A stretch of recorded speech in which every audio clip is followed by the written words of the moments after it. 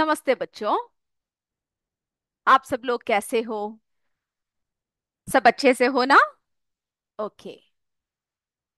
तो हम लोग कौन सा इकाई कर रहे हैं बच्चों? हम लोग हमारा सातवां इकाई जीवों में अनुकूलन, है ना? सातवां इकाई जीवों में अनुकूलन के बारे में हम लोग क्या कर रहे हैं? चर्चा कर रहे हैं। आप सबको पता है ना अनुकूलन क्या है? यानी आकृति, आकार, रंग, रूप, संरचना तथा आवाज संबंधी लक्षणों में ऐसा परिवर्तन जो सजीव को क्या करता है? विशेष पर्यावरण में सफलतापूर्वक जीवन व्यतीत करने में सहायक होता है, उसे हम लोग क्या कहते हैं? अनुकूलन कहते हैं। पता है ना ये? आप सबने पढ़ रखा है। अब जो है हम लोग विभिन्न प्रकार के अनुकूलन के बारे में चर्चा कर रहे हैं, जिसमें से हमने पिछले कक्षा में जलीय अनुकूलन के बारे में बताया, है ना? जलीय अनुकूलन के बारे में किस तरह से जीव जंतुएं और पौधे रहते हैं उसके बारे में हमने चर्चा किया। आज जो है हम स्थलीय अनुकूलन के बारे में चर्चा करेंगे। किसके बारे में कर रहे हैं हम? स्थलीय अनुकूलन। ओके। तो बच्चों, जैसे कि स्थलीय अनुकूलन, जैसे कि हम लोग मनुष्य सभी कहाँ पे रहते हैं? स्थल में रहते हैं, है ना? मनुष्य सभी कहाँ पे रहते हैं? जीव जंतु और बहुत सारे पेड़ पौधे हैं जो कहाँ पे रहते हैं? स्थल में रहते हैं, है ना? ये देखिए, जैसे कि ये जीव जंतु देख रहे हो ना आप, जैसे कि गाय हुए, बकरी हुए, है ना? हाथी हुआ, घोड़ा हुआ, फिर कुत्ता हुआ, बिल्ली हुए, है ना? मुर्गे हुए। ये सब कहाँ पे रहते हैं? ये सब जो है स्थल में रहते हैं। कहाँ पे रहते हैं? स्थल में रहते हैं। ठीक है। और ये देखिए, देख रहे हो ना, हाथी है, चीता है, फिर कुत्ता है, भेड़ है ना? ये सब कौन से जीव है बच्चों? ये सब जो है स्थलीय जीव है ना? स्थलीय जीव होते हैं। और जैसे कि पेड़ पौधे हैं, देखिए जैसे कि बहुत सारे पेड़ पौधे हैं जो स्थल में रहते हैं, हमें पता है। जैसे कि ये देखिए, नीम हुआ, आम हुआ, है ना? अमरूद के पेड़ हुए, और फिर महुआ के पेड़, बबूल के पेड़, कटहल के पेड़, है ना? और भी बहुत सारे पेड़ जो कहाँ पे रहते हैं? जो स्थल में रहते हैं। कहाँ पे रहते हैं? स्थल में रहते हैं। अगर इन सब पेड़ों को अगर आप जल में लगाने की कोशिश करोगे तो क्या वो लगेगा? नहीं, क्योंकि उनका अनुकूलन कैसे होता है? उनका अनुकूलन जो है स्थल के अनुसार होता है। कैसा होता है? स्थल के अनुसार होता है। जैसे कि ये देखिए, जानवर है ना? ये सब जानवर जैसे कि बिल्ली हुआ, कुत्ता हुआ, सियार हुआ, है ना? जो भी गाय हुए, बकरे हुए, जो भी स्थल में रहने वाले जो जानवर है, उनमें जो है क्या होता है? स्थलीय अनुकूलन होता है। उनके देख रहे हो ना, इन जानवरों के देखो, ये देखो, इन सबके चार पैर है। देखिए, मुर्गी के दो पैर है, मनुष्य के दो पैर है ना? तो उसके हिसाब से क्या होता है? उनके जो है आकृति और बनावट होती है। और इनका जो है विकसित श्वसन तंत्र होता है, यानी जो सांस लेने की जो तंत्र है वो बहुत ही विकसित रूप से हुआ होता है। ठीक है। और ये जो वृक्ष है, ये सब देखिए, इन सबको जो है अगर हम अधिक जल में या पानी में लगाएंगे तो क्या हो जाएगा? ये तो सूख जाएगा, है ना? या फिर सड़ जाएंगे जल में पड़े पड़े। या फिर इनको पानी ही ना दे तो क्या होगा? तो ये सूख जाएंगे। और ऐसे वृक्षों के जो है तने क्या होते हैं बच्चों? काफी मजबूत होते हैं। क्या होते हैं? मजबूत होते हैं। आपने देखा होगा ना, जो स्थल में जो वृक्ष पाए जाते हैं उनके तने कैसे होते हैं? बहुत मजबूत होते हैं। पत्तियां जो है कैसे होती है? चमकीली होती है, चौड़ी होती है। और हमने पढ़ा था कि रंध्रों द्वारा, पत्तियों के रंध्रों द्वारा गैसीय आदान प्रदान होती है। और इनके जड़ तंत्र जो होते हैं वो कैसे होते हैं? काफी विकसित होते हैं। ठीक है। इनके जड़ तंत्र कैसे होते हैं? काफी विकसित होते हैं। तो हम लोग जब स्थलीय अनुकूलन की बात करते हैं तो सबसे पहला पॉइंट आप क्या लिखोगे? ये जो है वातावरण के अनुसार क्या करते हैं बच्चों? ये वातावरण के अनुसार इनमें क्या होता है? अनुकूलन होता है। वातावरण के अनुसार अनुकूलन होता है। ओके। उसके बाद जो है विकसित श्वसन तंत्र, जैसे कि हमने जंतुओं के बारे में चर्चा किया, स्थानीय जंतुओं के बारे में, यानी स्थलीय जंतुओं के बारे में। स्थलीय जंतु में चार पैर होते हैं, हमने देखे ना, जो जानवर देखे उन सब में कैसे है, चार पैर है। फिर जो है उनका श्वसन तंत्र काफी विकसित रूप से होता है कि वे आसानी से सांस ले पाए। और जो वृक्ष देखे हमने, वृक्ष में क्या देखा हमने, जो वृक्ष जो होते हैं उनमें जो है वो कैसे है, वे अधिक जल में हम लोग उनको नहीं रख सकते हैं। जो स्थान के जो वृक्ष होते हैं ना, उनको हम लोग अधिक जल में नहीं रख सकते, यानी पानी में नहीं वो उग सकते हैं। तो अधिक जल में क्या होगा, या तो ये सड़ जाएंगे या फिर ये सूख जाएंगे। फिर उनका तना कैसा होता है, मजबूत होता है। पत्तियां कैसी होती है बच्चों, चमकीली होती है। और कैसे होती है, चौड़ी होती है। ठीक है। और किसके द्वारा इनके गैसीय आदान प्रदान होता है बच्चों, इनके रंध्रों द्वारा, यानी पत्तियों के निचले हिस्से में छोटे छोटे छिद्र होते हैं, जिसके द्वारा क्या होता है, गैसीय आदान प्रदान होता है। और फिर क्या देखा हमने, इनका जड़ तंत्र जो है काफी विकसित होता है। तो अगर आपसे कोई पूछे कि स्थलीय अनुकूलन में क्या क्या विशेषताएं हैं, वो आप क्या कर सकते हो, आप जो है वो बिल्कुल सही से आप लिख सकते हो, क्योंकि आपको पता है कि स्थल में या फिर भूमि में, या क्या कहते हैं हम लोग, जो जमीन पे रहने के लिए किन तरह के अनुकूलन की आवश्यकता होती है। क्योंकि हम लोग भी कहाँ पे रहते हैं, स्थल में रहते हैं, है ना। तो स्थलीय अनुकूलन के बारे में अभी हमने चर्चा किया। अब जो बच्चों स्थलीय अनुकूलन में के बाद हम लोग क्या करते हैं, जैसे कि हमने देखा ना बहुत तरह के स्थल हैं, जैसे कि पहाड़ी स्थल हुए, है ना, रेगिस्तान हुए, या फिर कैसे हुआ, समतल भूमि हुआ, ऐसे बहुत सारे अलग अलग तरीके के स्थल होते हैं। तो अब हम किसके बारे में बात करेंगे, जो मरुस्थल में रहते हैं। ठीक है। मरुस्थलीय अनुकूलन के बारे में जरा बात कर ले हम लोग। पहले हम आपको चित्र दिखाते हैं, उसके बारे में जरा बातें बताते हैं, उसके बाद हम लोग क्या करेंगे, उसके बारे में लिखेंगे। तो जरा मरुस्थलीय अनुकूलन देखें कि क्या क्या बातें होती है मरुस्थलीय अनुकूलन में। जैसे ही मरुस्थल का नाम लिया जाए, आपको सबसे पहले कौन याद आता है, मरुस्थल में रहने वाला ऊंट, है ना। मरुस्थल में रहने वाला कौन याद आता है, ऊंट, जिसे हम मरुस्थल के क्या क्या कहते हैं बच्चों, जहाज कहते हैं, है ना। मरुस्थल के क्या कहते हैं, ऊंट को जहाज कहते हैं। क्यों कहते हैं मरुस्थल के जहाज, क्योंकि ये देखिए, हम लोग साधारण जानवरों को हम लोग क्या नहीं कर सकते हैं, हम लोग भूमि यानी मरुस्थल, यानी काफी गर्मी होती है वहां पर, है ना, रेत होती है, वहां पर हम लोग आसानी से चल नहीं पाते हैं। चल पाते हैं क्या आसानी से, नहीं। तो बच्चों ऊंट जो है क्या है, मरुस्थल में आसानी से रह पाता है। ठीक है। उन क्योंकि ये जो मरुस्थल में जो जंतुएं रहते हैं, उनको जो है विशेष परिस्थिति का सामना करना पड़ता है। पहले हम जो आपको समझा रहे हैं वो आप समझ लीजिए, उसके बाद हम पॉइंट्स लिखेंगे। अभी आपको किसी को भी लिखना नहीं है, सबको क्या करना है, ध्यान से सुनना है कि हम क्या बता रहे हैं आपको। ठीक है। ओके। तो बच्चों मरुस्थलीय अनुकूलन के बारे में बात कर रहे हैं, जिसमें जो है मरुस्थल में रहने वाला जंतु क्या है, ऊंट। ऊंट को हम लोग क्या कहते हैं, मरुस्थलीय जहाज कहते हैं, यानी ऊंट को रेगिस्तान का जहाज कहते हैं। क्योंकि वो जो है रेगिस्तान की मिट्टी में, देख रहे हैं उनके पैर, देख रहे हो कैसे है। तो रेगिस्तान की मिट्टी में क्या कर सकते हैं, यानी जो रेत है, इसमें क्या कर सकता है, आसानी से चल सकता है ना। आसानी से क्या कर सकता है, चल सकते हैं, क्योंकि उनके पैर जो है काफी लंबे होते हैं, है ना। और उसके जो नीचे ये देख रहे हो, ये नीचे इसके तलवे जो है ये काफी गद्देदार होते हैं। ठीक है। जो ये मरुस्थल में आसानी से दौड़ने के लिए क्या होता है, इनमें अनुकूलित होती है।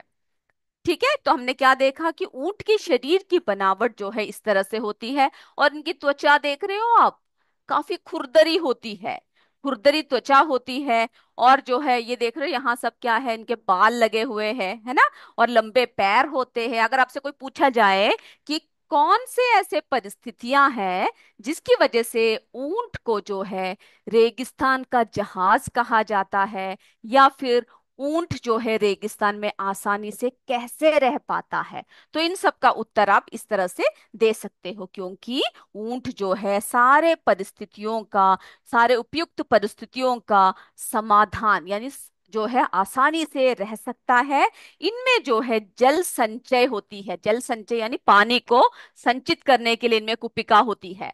ठीक है, क्योंकि हम लोग जो है बहुत देर तक धूप में नहीं चल सकते हैं, या फिर हमारे यहाँ के कोई भी जानवरों को पकड़ के धूप में या फिर रेगिस्तान में जाकर डाल दे तो वे ज्यादा देर तक प्यासा नहीं रह सकते हैं। लेकिन ऊंट जो होती है, क्या करती है? ऊंट में जो है जल को संचय करने की क्षमता होती है, और इनकी त्वचा खुरदरी होती है, अधिक बाल होते हैं, लंबे पैर होते हैं, और इनके जो पैर के नीचे के जो तलवे होते हैं वो काफी गद्देदार होते हैं, जो क्या कर सकते हैं? ऊंट को रेगिस्तान में आसानी से जीवन व्यतीत करने के लिए सक्षम बना सकती है।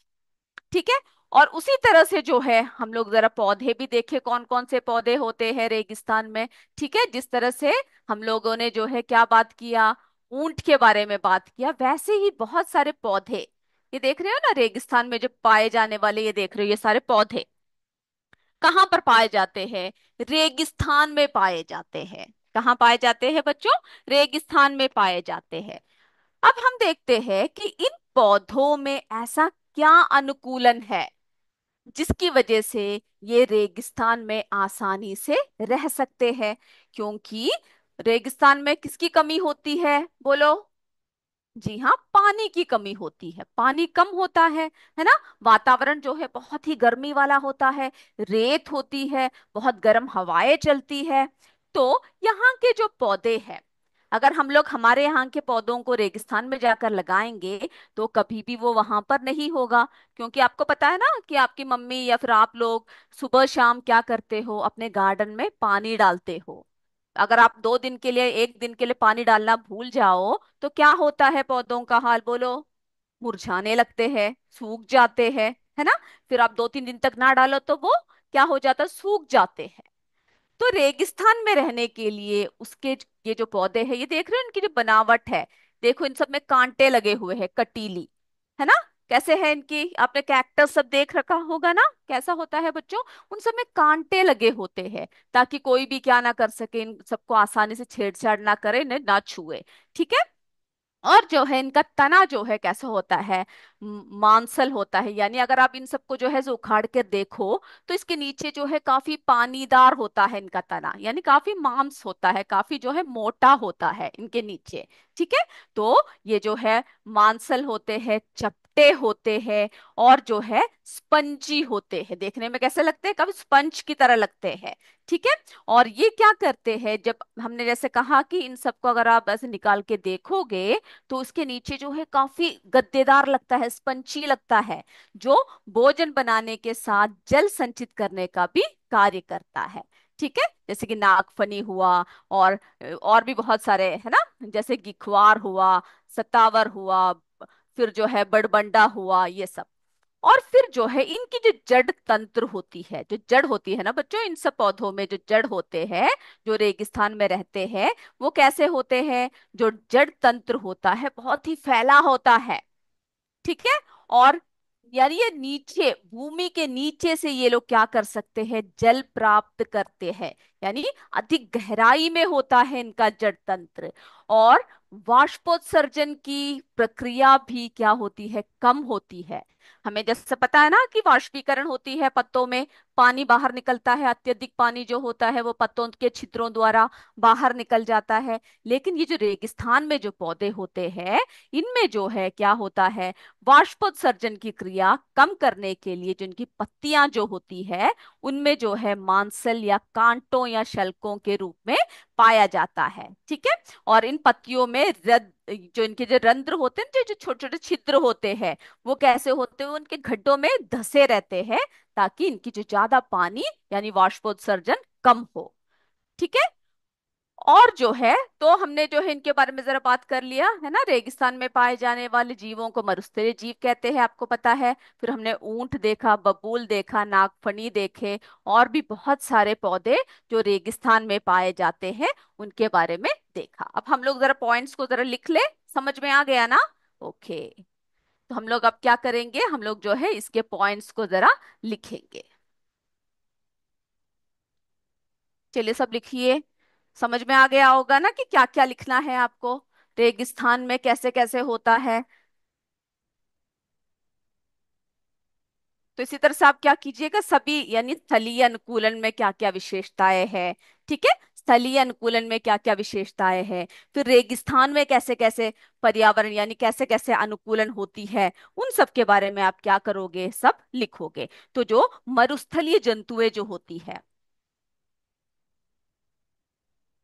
मरुस्थलीय जंतु, ठीक है, मरुस्थलीय जंतुओं में क्या पाया जाता है।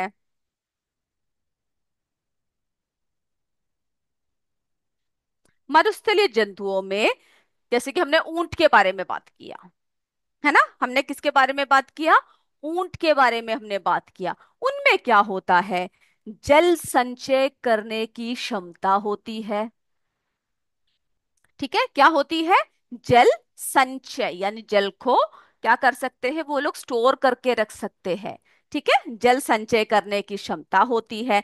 और ऊंट की त्वचा हमने क्या कैसा देखा, किस तरह से होता है, खुरदरी होता है ना। ऊंट की त्वचा कैसे होती है, खुरदरी, यानी जो वहां के जो जंतुएं होती है उनकी त्वचा कैसे होती है, खुरदरी होती है, जो वहां के गर्म माहौल को क्या कर सके, आसानी से उसके अनुकूल वे अपना जीवन व्यतीत कर सके। तो खुरदरी होती है उनकी त्वचा, क्या त्वचा खुरदरी होती है बच्चों, त्वचा, ठीक है। हम सिर्फ पॉइंट्स लिख रहे हैं, आप क्या करोगे घर में जाकर उसको पढ़कर विस्तार से लिखोगे। और उनमें जो है हमने क्या देखा, ऊंट में अधिक बाल होते हैं, ठीक है, अधिक बाल होते हैं। हम्म। फिर जो है ऊंट के पैर कैसे देखे हमने, लंबे, लंबे पैर होते हैं, ठीक है। और पैर कैसे होते हैं, गद्देदार होते हैं, ठीक है, गद्देदार तलवे होते हैं उसके, गद्देदार तलवे होते हैं, कैसे होते हैं बच्चों, गद्देदार तलवे, उनके पैर के नीचे का जो भाग है, तलवे है, वो काफी गद्देदार होते हैं, जो उन्हें आसानी से रेगिस्तान में दौड़ने के लिए अनुकूलित करती है, ठीक है। तो ये सब जो है क्या करता है, ऊंट को, ऊंट को इन सब की वजह से हम लोग क्या कहते हैं, रेगिस्तान का जहाज कहते हैं, ओके। और उसी तरह से जो है हम पौधों के बारे में बात करते हैं कि किस तरह के पौधे पाए जाते हैं वहां पर, उसके भी विशेषताओं को आप क्या कर कीजिएगा, एक एक करके लिख लीजिएगा, ठीक है। तो ये हम मिटा दें इसको, जो है इस तरह से लिखने, आप जो है पढ़कर किताब से भी लिख सकते हो, नहीं तो पॉइंट्स को जल्दी से लिख लीजिए क्या क्या ऐड करना है। चलिए, हम बहुत सारे स्कूलों की बात सुन रहे हैं कि उनके स्कूल में लाइट नहीं है, बारिश की वजह से लाइट चली गई है ना, बहुत मुश्किलों का सामना करना पड़ रहा है, फोन से क्लास चला रहे हैं। कोई बात नहीं, हम लोग क्या कर सकते हैं ना, जब हमारे जो वातावरण है, वातावरण में जो है बहुत सारी क्या होती है, हमें दुविधाएं होती है, कभी बारिश होती है तो हम खुश होते हैं, कभी हमें बुरा लगता है, कभी दुख लगता है ना, गर्मी से हम लोग परेशान हो जाते हैं। तो जब भी हमें जो भी माहौल हमें मिले, हमें क्या करना चाहिए, उनके हिसाब से हमें अनुकूलित होना चाहिए, ठीक है। तो मेरे बच्चे जो भी फोन से क्लास देख रहे हैं, हम हमें समझ में आ रहा है कि आपको बहुत परेशानी हो रही होगी, लेकिन कोई बात नहीं, आप लोग जो है पढ़ने वाले बहुत अच्छे बच्चे हैं, तो सारे बच्चे अपने आप को अनुकूलित कर लीजिए, ठीक है, ओके गुड। तो अब हम लोग जो है मरुस्थलीय जंतुओं के बारे में हमने बात कर लिया ना, अब हम क्या करेंगे, मरुस्थलीय पौधों के बारे में जरा लिख ले, क्या क्या विशेषताएं पाई जाती है मरुस्थलीय पौधों में। जब हम पॉइंट्स बताते हैं तो आप क्या कीजिएगा, आप जो है ध्यान से सुनिएगा, और जो हम आपको बता रहे हैं वो सब समझ में आ रहा है ना आपको, अगर आप ध्यान से बैठे हो तो, ओके, ठीक है। तो बच्चों, जब हम मरुस्थलीय पौधों के बारे में बात करते हैं तो उनमें बहुत सारी विशेषताएं होती है, जिसकी वजह से वे मरुस्थल में रह पाते हैं। उनकी तना, तना क्या होता है, मांसल होते हैं, यानी उसमें जो है काफी कैसा होता है, अगर हम उसे उखाड़ के तो उसके नीचे जो है काफी गद्देदार, काफी मांस होता, जो है मोटा होता है। फिर जो है चपटा होता है ना। फिर कैसा होता है, हरा और बोलो स्पंजी। ठीक है, हरा होता है, फिर जो है कैसा होता है, स्पंजी होता है। हरा और स्पंजी होता है। फिर जो है क्या होता है, ये क्या करते हैं, ये भोजन बनाने के साथ साथ क्या संचित करते हैं, जल को संचित करने का कार्य भी करता है। तो जैसे कि हमने नागफनी देखा। ठीक है, नागफनी का पौधा क्या करता है बच्चों, नागफनी का पौधा क्या करता है, भोजन बनाने के साथ, क्योंकि इन्हें क्या किसकी जरूरत होती है, जल की जरूरत होती है। और वहां की भूमि कैसी होती है, जहां पर बारिश सब कम होती है ना। तो जल को इन्हें क्या करके रखना पड़ता है, संचित करके रखना पड़ता है। तो भोजन बनाने के साथ, भोजन बनाने के साथ क्या करते हैं बच्चों, जल संचित करने का भी कार्य करता है। यानी जल को भी अपने अंदर क्या करता है, इकट्ठा करता है, भर के रखता है। ठीक है, जल संचित करने का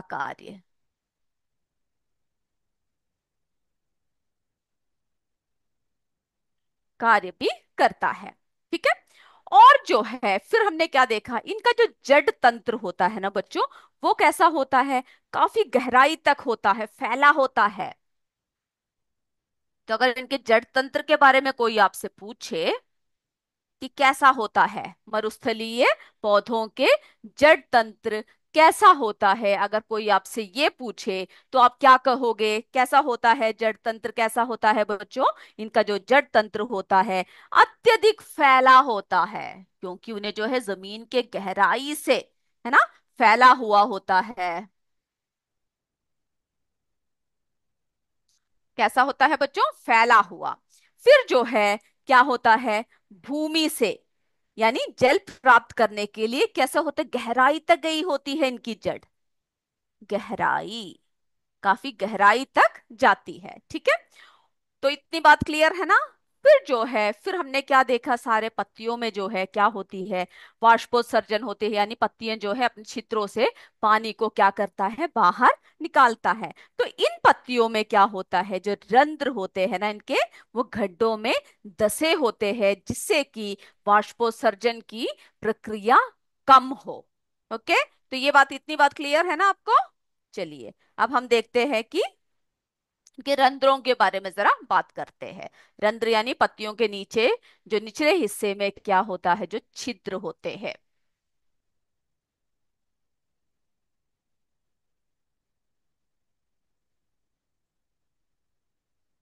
चलिए, तो हमने फिर क्या देखा कि ये जो है इनमें कैसे होते हैं, जो वाष्पोत्सर्जन की जो प्रक्रिया होती है उसको कम करने के लिए क्या होता है, पत्तियां जो है कैसे होती है, इनमें मांसल होती है, हमने बताया। फिर जो है इनमें कांटे होते हैं, है ना, कांटों या शल्कों के रूप में। ठीक है, कैसा होता है, कांटों या शल्कों के रूप में ये पत्तियां पाए जाती है। फिर जो है जैसे कि, और आपको उदाहरण भी लिखने हैं, जैसे कि नागफनी है, गिखवार है, सतावर है ना, बड़बंडा है, वो सब आपकी किताब में दे रखे हैं, जो उनके नाम है। तो आप क्या करोगे, आज जाकर इन सबके नाम को लिखकर याद रखोगे। ठीक है। और फिर क्या हुआ, इनकी जो पत्तियां होती है, फिर क्या होता है, इनकी जो पत्तियां,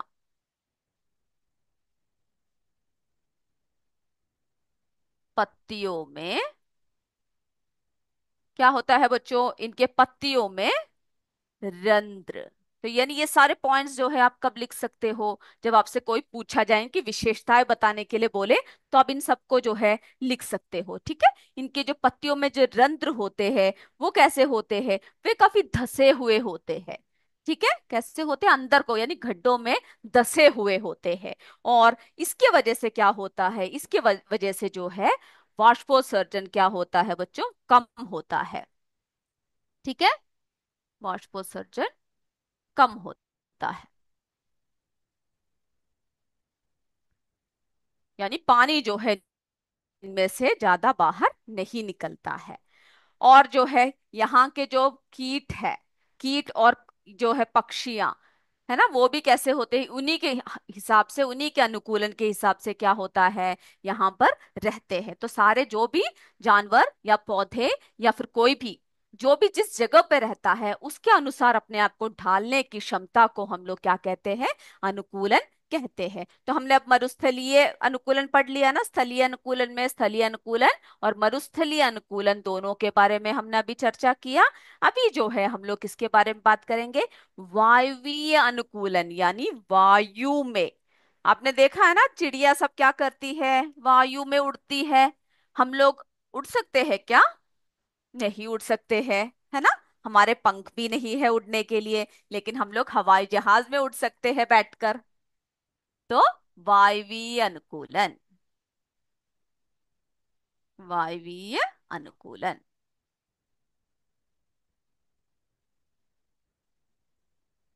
चलो पहले हम जरा चित्र दिखाकर आपको बता दे, उसके बाद हम लिखेंगे पॉइंट्स को।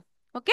तो जैसे कि हमने अगर देखेंगे, जैसे कि छोटे छोटे जो कीड़े होते हैं, जिनके पंख लगे, जैसे मक्खी हुआ है ना, मधुमक्खी हुए, ऐसे ऐसे कीड़े क्या होते हैं, वे जो है क्या करते हैं बच्चों, उड़ते हैं। है ना, उनमें आपने देखा होगा ना, मक्खियों सब में क्या होता है, छोटे छोटे क्या लगे होते हैं बच्चों, छोटे छोटे पंख लगे होते हैं। है ना। तो ये देखिए, अब हम लोग वायुवीय जंतुओं में अनुकूलन पढ़ रहे हैं, यानी जो वायु में रहते हैं। ये देखिए, मक्खी को देख रहे हो, मक्खी में क्या है, ये देखो छोटे छोटे पंख लगे हुए हैं, जो देखने से ही क्या लग रहा है हमें कि काफी छोटा शरीर है इनका, काफी हल्के पंख है ना, काफी कैसा है, हल्के पंख है।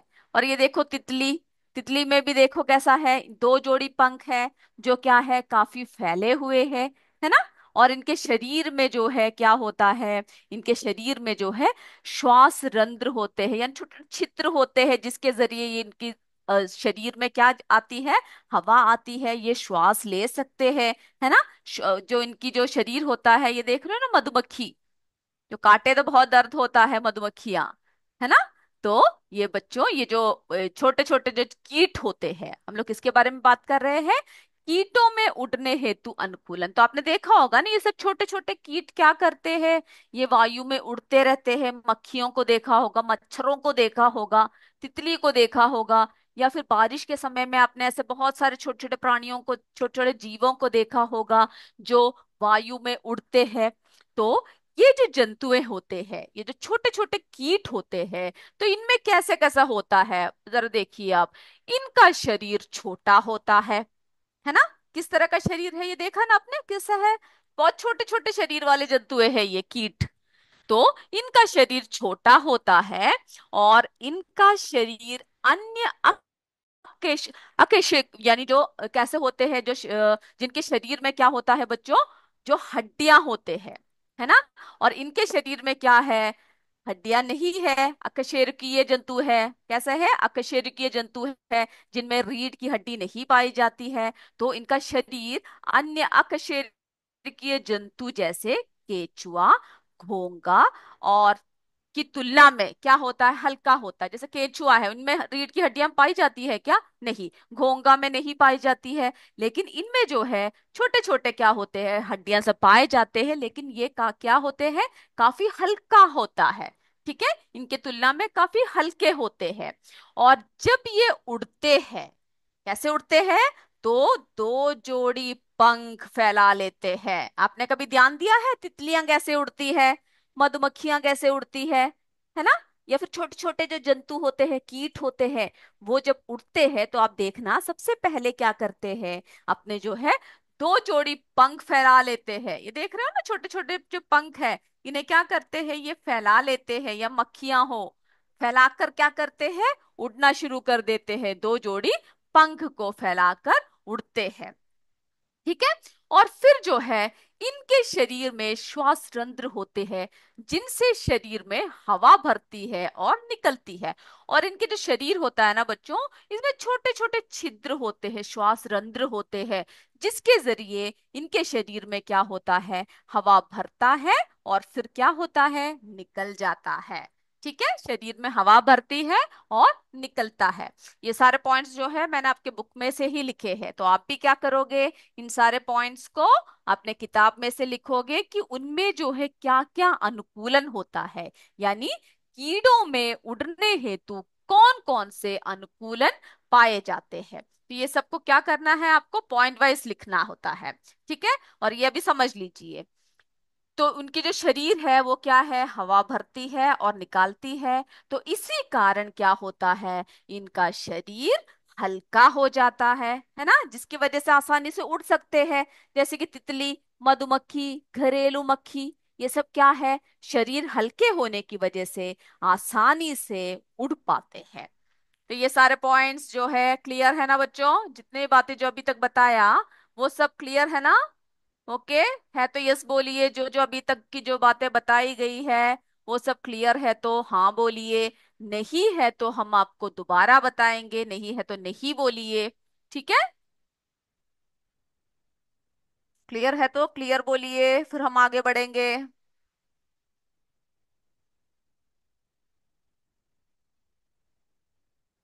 चलिए, सी बोल रहे हैं क्लियर है, गुड। सभी का उत्तर मुझे सुनना है, हाँ सभी क्लियर है बोल रहे हैं। ओके, भोरकाला, बेशुपुर सभी जो है क्लियर है। Okay, good. अगर आपको कोई भी बात क्लियर नहीं होता है तो आप बता दीजिएगा, तो हम क्या करेंगे, आपको सारे पॉइंट्स जो है आपको दोबारा बताएंगे, क्योंकि हमें कोई भी जल्दी नहीं है। हमें सिर्फ इतना पता होना चाहिए कि हमारे बच्चों को अच्छे से समझ में आ रहा है। ठीक है, तो मेरे बच्चे सारे अच्छे से लिखोगे और अच्छे से पढ़ोगे, ताकि आपको जो है सारी बातें जल्दी से आसानी से क्लियर हो जाए। और जब हम बताते हैं तो क्या करना है आपको, आपको जो है सुनना है बैठकर, अच्छे से सुनना है, ताकि अगर आपसे कोई भी पॉइंट्स लिखने को कहा जाए तो आप आसानी से लिख पाओ। ठीक है, क्योंकि हम लोग सुनने का जो है उतनी शक्ति होती है कि हम लोग आसानी से बोल पाते हैं, लिख पाते हैं। अब जो है बच्चों, हमने कीड़ों के बारे में बात कर लिया ना। अब देखिए, चिड़ियों के बारे में भी आपको पता है कि चिड़िया भी क्या करते हैं, उड़ती है। चिड़िया क्या करती है, वायु में उड़ती है ना। तो पक्षियों में भी क्या होता है, अनुकूलन होता है। पक्षियों में भी क्या होता है बच्चों, अनुकूलन होता है। इनका जो शरीर होता है, ये देख रहे हैं तोता, है ना, कबूतर, इन सब का जो शरीर, छोटे छोटे जो चिड़िया सब होते हैं, इन सब का जो शरीर होता है वो कैसा होता है, वायवीय वातावरण के अनुकूलन होता है। यानी इनकी शरीर की बनावट ऐसी होती है कि ये आसानी से क्या कर पाए, उड़ पाए। अगर मैं सोचूं कि मुझे उड़ना है, या अगर आप सोचो कि मुझे भी पक्षी की तरह उड़ना है, हम लोग उड़ पाएंगे क्या, नहीं। अगर हम लोग कहीं ऊंचाई पर खड़े होकर उड़ने की कोशिश करें तो क्या होगा, हम लोग गिरकर हमारे हाथ पैर सब टूट जाएंगे, लेकिन उड़ नहीं पाएंगे। लेकिन पक्षियों का शरीर कैसा होता है बच्चों, जो है वायवीय वातावरण के अनुसार अनुकूलित होता है। ठीक है, इनका शरीर देख रहे हो आप कैसा है, नोकेदार, यानी जो है नाव की तरह आकार की होती है। ठीक है, जिससे कि जो इनके जो आगे के जो पाद होते हैं ना, अग्रपाद जो होते हैं, वो क्या करते हैं, इनके जो अग्रपाद ही कैसे होता है, इनके पंखों के रूप में होता है, जो उन्हें किसके लिए सहायता करती है, उड़ने में सहायता करती है। और इनकी जो अस्थियां यानी जो इनकी हड्डियां सब होती है ना, वो कैसे होती है, काफी खोखली होती है। ठीक है, काफी जो है हल्का होता है, खोखली होती है। और इनकी जो फेफड़े होते हैं, इनमें क्या होते हैं बच्चों, इनमें जो है वायु कोश भर से हवा भरी रहती है, जो उन्हें उड़ते समय शरीर को हल्का रखते हैं। तो क्या है, क्या क्या इसके पॉइंट्स हैं, पक्षियों का शरीर वायवीय वातावरण के अनुकूल होता है ना। कैसा होता है, यानी वायु में ये लोग आसानी से उड़ सकते हैं। तो सबसे पहला पॉइंट आप ये लिखोगे कि पक्षियों का शरीर वायवीय वातावरण के अनुकूल होता है। फिर दूसरा क्या लिखोगे, इनके शरीर का आकार कैसा होता है, नौकाकार तथा धारा रेखित होता है। ठीक है, दूसरा पॉइंट आप ये लिखोगे। फिर जो है आप क्या करोगे, तो इसके हिसाब से क्या कर सकते हैं, ये आसानी से उड़ पाते हैं। तीसरे पॉइंट को क्या लिखोगे कि जो इनके जो अग्रपाद है, आगे के जो पैर है, ठीक है, तो इनके अग्रपाद ही पंखों में रूपांतरित होते हैं, जो उड़ने में सहायक होते हैं। तो जो इनके जो आगे के पैर होते हैं वे क्या करते हैं, इन्हें उड़ने में सहायता करते हैं। ठीक है। और भी पॉइंट्स को हम लोग जो है अपने अगली कक्षा में डिस्कस करेंगे, क्योंकि अभी हमारा समय समाप्त हो रहा है। अभी आप सब अंग्रेजी पढ़ने के लिए तैयार होकर बैठे हो, है ना। तो बच्चों, आज की कक्षा हम यहीं पे समाप्त कर रहे हैं, और मैं उम्मीद कर रही हूँ मेरे बच्चों को अच्छे से समझ में आ रहा है। ठीक है। और आप लोग पढ़कर आओगे। अगले कक्षा में हम बाकी के पाठ को करेंगे और प्रश्न उत्तर भी लिखेंगे। तो इसी के साथ हमारी कक्षा यही समाप्त होता है। जय विद्या शक्ति, जय हिंद, जय भारत। धन्यवाद मेरे बच्चों। Thank you sir.